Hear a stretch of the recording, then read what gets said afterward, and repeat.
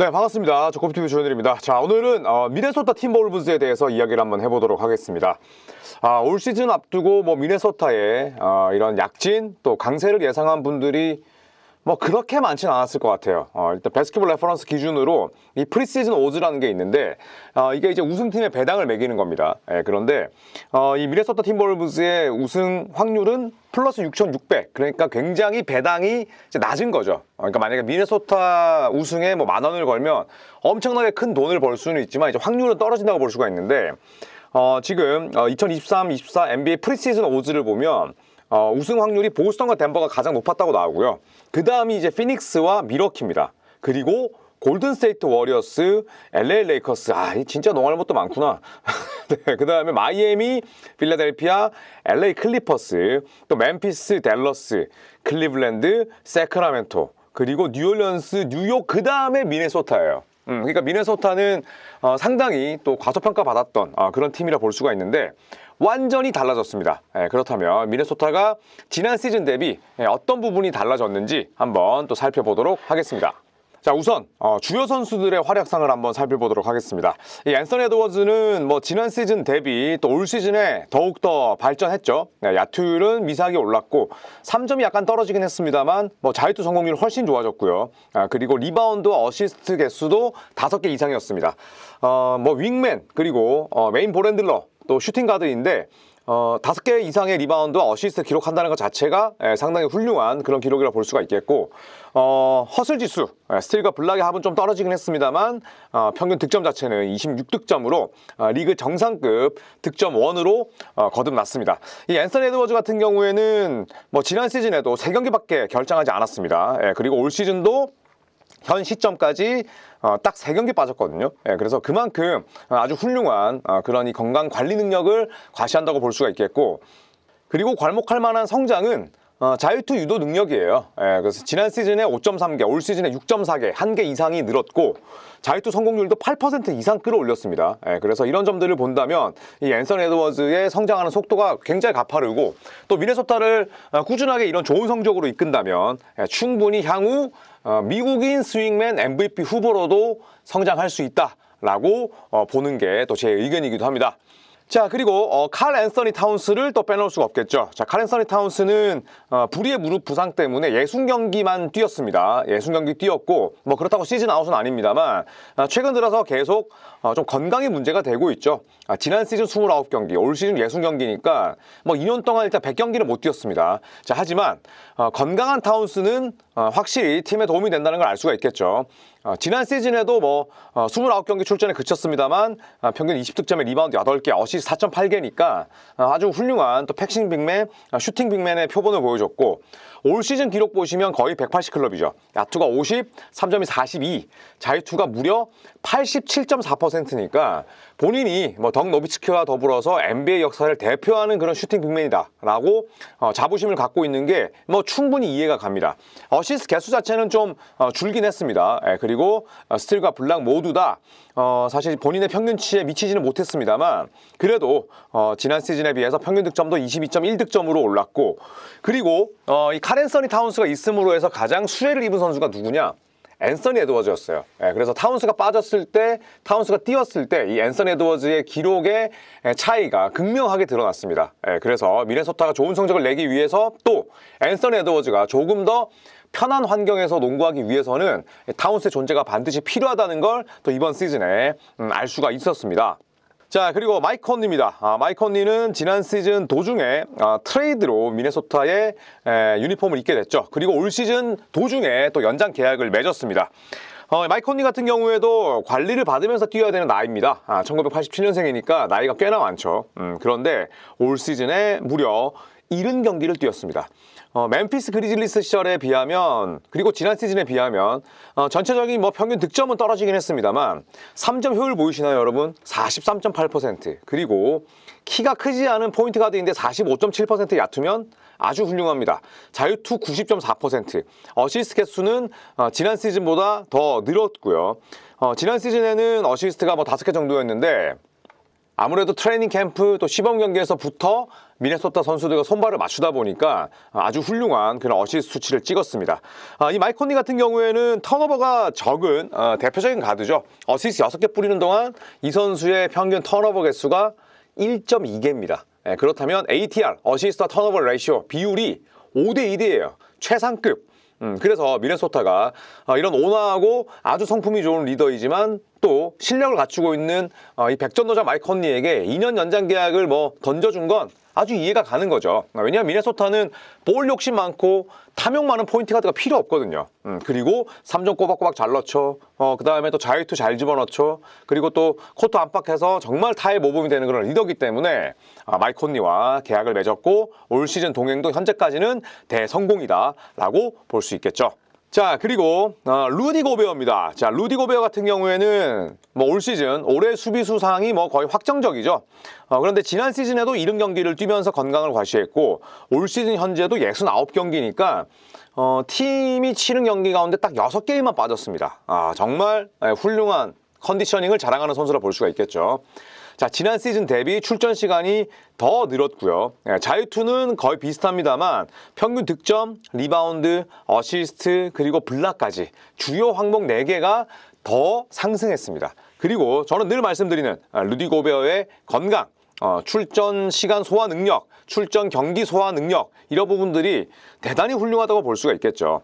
그래서 평균 2개 이상의 블락을 또 기록을 하고 있고 무엇보다 뭐 야투 성공률도 65.6%짜리 빅맨이니까 본인이 못하는 플레이에 대해서는 절대 욕심내지 않습니다. 대신에 내가 잘하고 팀이 필요로 하는 플레이를 정말 집중적으로 잘 할 수 있는 선수라는 거죠. 그래서 루디 고베어의 이런 건강관리 능력, 여전한 수비력이 없었더라면 올 시즌 미네소타가 덴버 너게츠를 위협하는 그런 엘리트 팀은 될 수 없었을 겁니다. 자, 그리고 나지 리드를 빼놓을 수가 없겠죠.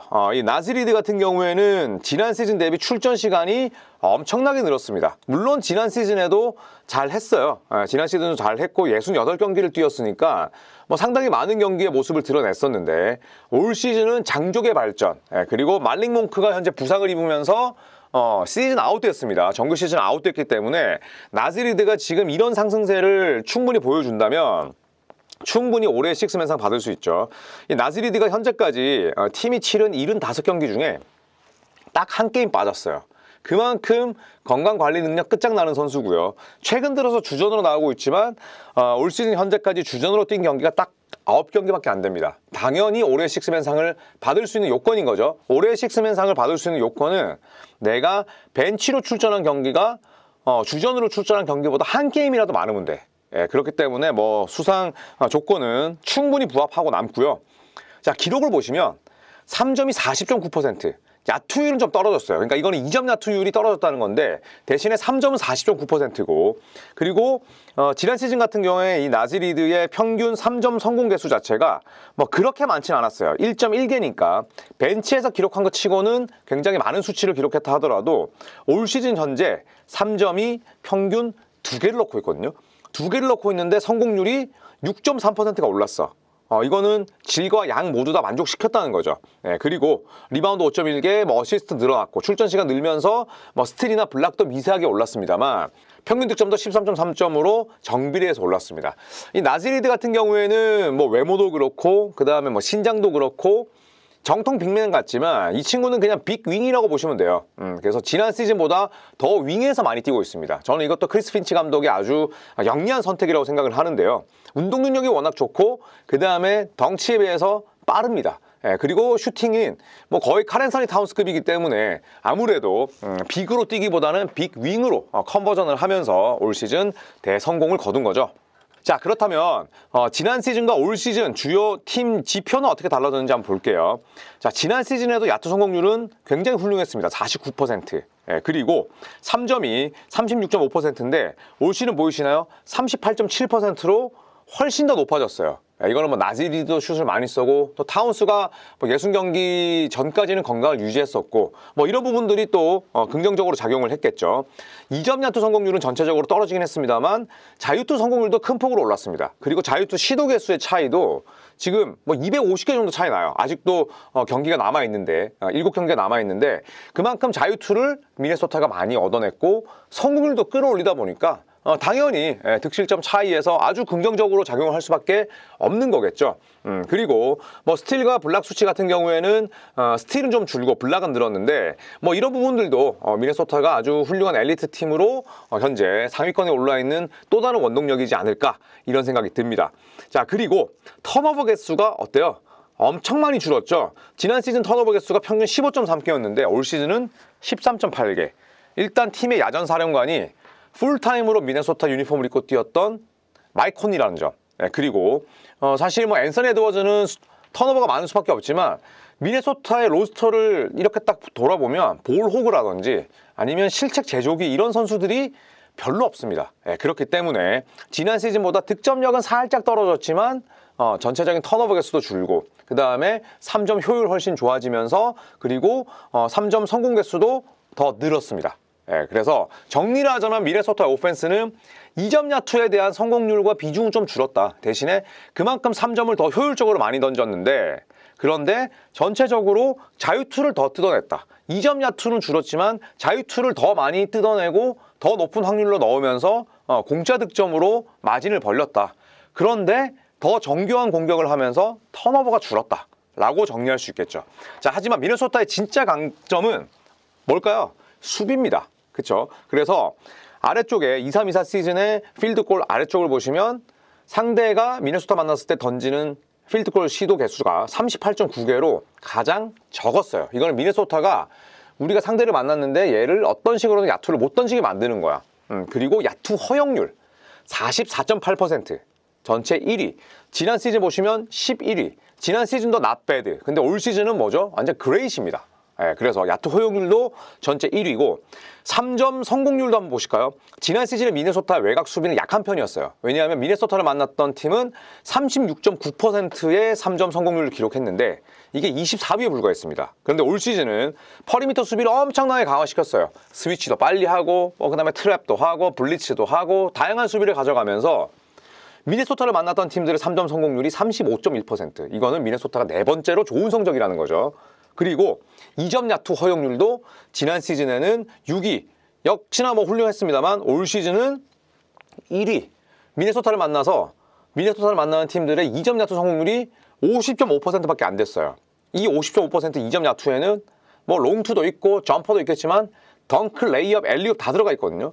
이게 55%라는 거는 대단히 훌륭한 거죠.